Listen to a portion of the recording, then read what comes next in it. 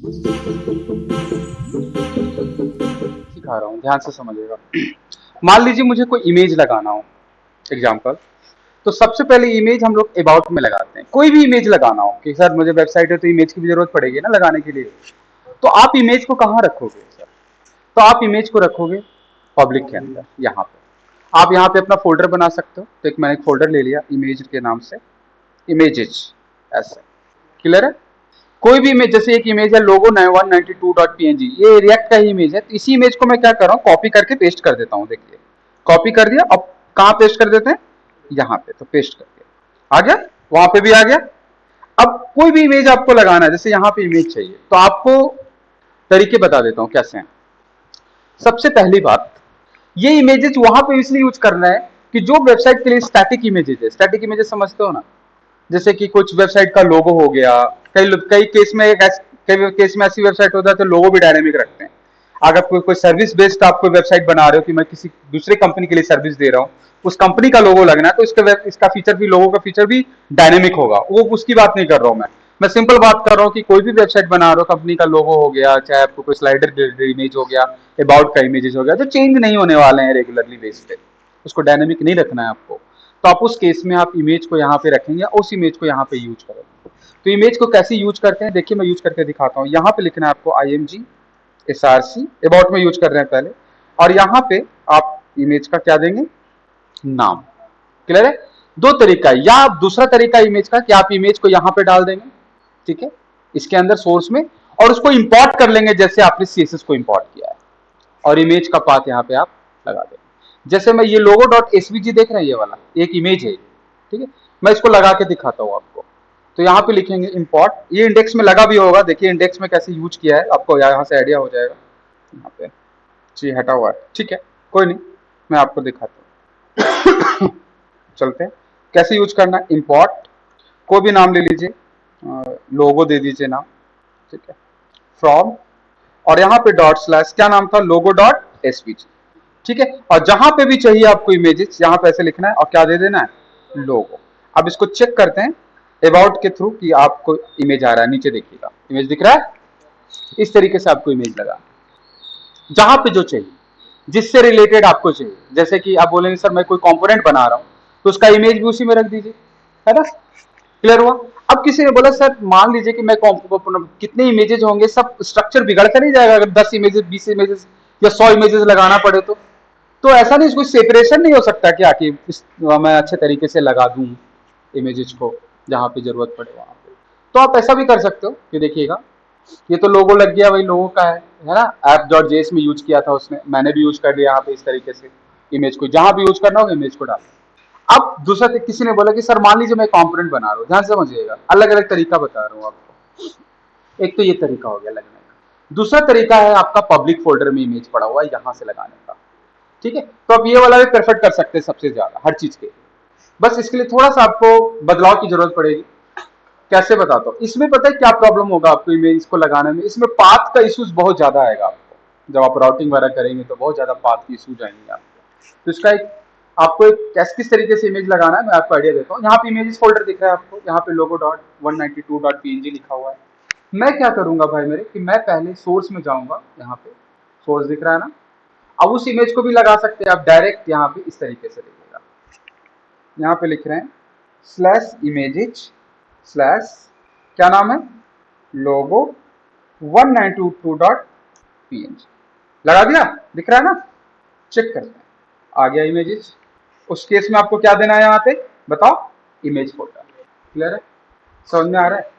क्या देना है आपको, इमेज फोल्डर। लेकिन प्रॉब्लम वहां पे आएगा, यहाँ भी पाथ का इशू जाएगा बहुत ज्यादा। अभी तो ठीक है, अभी मान लो कि किसी कंपोनेंट के अंदर और उसके अंदर अगर इमेज लगाना पड़ा ना और आउट पे रहा तो आपको दिक्कत हो जाएगी पाथ हैंडल करने में, याद रहे। क्लियर है? तो यहाँ पे मैंने ऐसे लगाया है इमेजेस लोगो 192.png, ये वाला इमेज को इस तरीके से लगाना है कि एक इमेज में ऐसा ले रहा हूँ जिसमें आपको कभी प्रॉब्लम नहीं होगा। आप सारा इमेज एक साथ भी रख सकते हैं और जहां चाहे वहां आप इजिली लगा सकते हैं, ठीक है। तीसरा तरीका इमेज का ले रहा हूं, कैसे समझ में आ रहा है।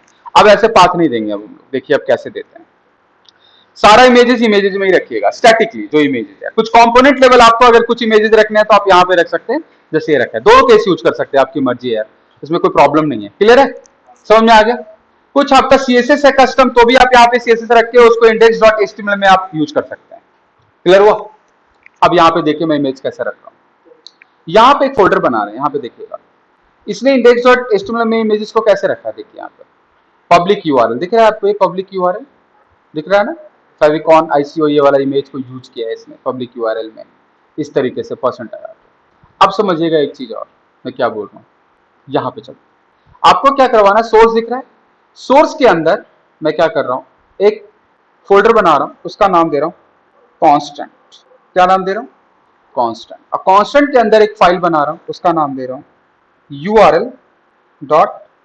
url.js। क्लियर है।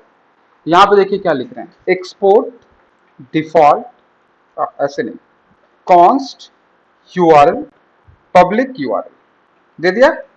यहाँ पे एक डबल कोट्स लगा है, यहाँ पे लिख रहे हैं http local host 3000 images. Clear है। और इसको क्या कर रहा हूं मैं, एक्सपोर्ट। क्लियर हो गया। एक पाथ मैंने दे दिया ये वाला, ये इमेजेस इस पाथ का मतलब है ये वाला फोल्डर, इमेजेस वाला ये वाला फोल्डर। अब इसका यूज कैसे करना है, जैसे मुझे कॉन्टेक्ट पे इमेज लगाना है एग्जांपल, या कहीं पे भी अबाउट पे लगाना है, तब कैसे यूज करूंगा, कुछ नहीं करना है, ऐसे करना है, ऐसे लगाना है। अब लिखना है पब्लिक यूआरएल, आ गया ना डायरेक्ट। तो आप यहाँ पे डॉलर के साथ लिखेंगे पब्लिक यूआरएल, आ गया ऊपर देखिए इंपोर्ट हो गया, उठा लिया ना। इसके आगे सिर्फ आपको लिखना है लोगो, लोगो वाला इमेज चाहिए, लोगो डॉट, बस हो गया, डन, इमेज लग गया। अब मैं आगे देखिए मैं क्या बताने जा रहा हूं। अब आपको कहीं पे भी किसी भी कंपोनेंट पे इमेज लगाना हो, सिर्फ आपको यही तरीका अपनाना है। क्लियर हो गया। कहीं पे भी बेझिझक कहीं पे भी लगा सकते हैं, सोचना नहीं है कि पाथ का कहां से पाथ मैच करना, बस पब्लिक यूआरएल को इंपोर्ट कर लीजिएगा और यूज कर लीजिएगा।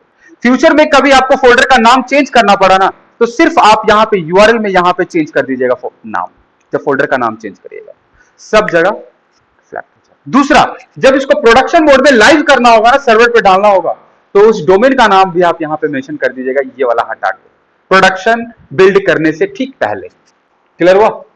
क्योंकि ये लोकल पे चला, आप इमेज को किसी कहीं पे भी आप डायरेक्टली यूज कर सकते हैं। एपीआई यूआरएल भी हम लोग यहीं पे मेंशन करेंगे आगे चल के, समझ में आ गया।